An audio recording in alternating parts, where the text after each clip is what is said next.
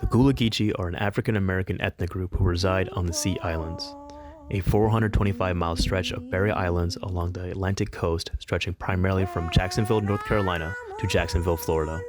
The direct descendants of West African slaves, the Gullah geechee have cultivated the land with their blood, sweat, and tears for centuries. Grandparents were farmers. My grandparents were farmers. Your parents were farmers. My parents were farmers. And now you're a farmer. Now I'm a farmer. And now my grandson, he wants to take over the farmer. I'm the third generation, and he'll be the fourth generation. Their strong connection to their past has allowed them to maintain their unique traditions, language, and religion of their ancestors. However, the Gullah geechee are under attack from multiple fronts. Unprecedented rain and flooding cycles due to climate change erode away at their land. It gets hot early, and then the strawberry goes away, the green onions and the collards. It takes more water to keep them going, because being at 90 to 100 degrees is too hot. What remains is being targeted by predatory real estate developers using legal loopholes to exploit their informal land ownership laws to tame their land for pennies on the dollar. You are talking about the blood, the sweat, and the tears of my ancestors being in here. When I sweat, my sweat drops on top of their sweat that was already there. So if you say to me, you want to buy my land, you're asking me to sell you my family. So you're telling me put my family back on the auction block after all it took to break down the auction blocks? That is offensive. As a result, many highly coveted oceanside properties such as golf courses, resorts, and condos are now popping up on these sacred grounds of these people.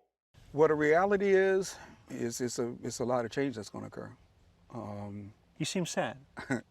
It's sad because it's a reality that a lot of people don't deal with. It's going to have a disproportionate impact on those people who don't have the resources to mitigate the risk. If nothing is done, I'm afraid a community like this may not really exist 80 years from now. What's the bigger threat to this community now?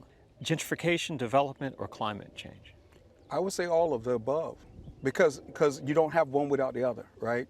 In the instance of this community, we're currently in a 10-mile community.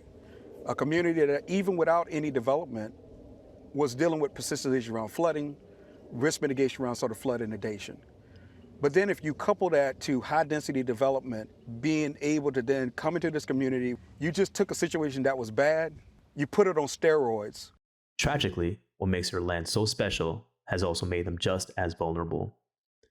Gentrification, development, and climate change in combination has devastated natural habitats and disrupted natural drainage systems. This has led to the erosion of an already delicate coastline. As a result, we have seen a decline in salt marsh habitat and estuarine species and forced displacement of these coastal residents to the mainland. We had too many 100+ degree days.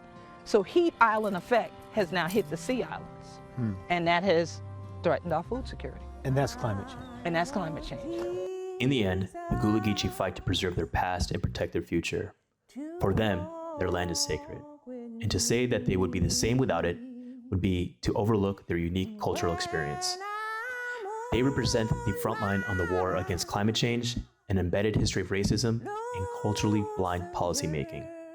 The Gullah geechee live on the Sea Islands for centuries, and now climate change is threatening to do what Jim Crow and slavery could not.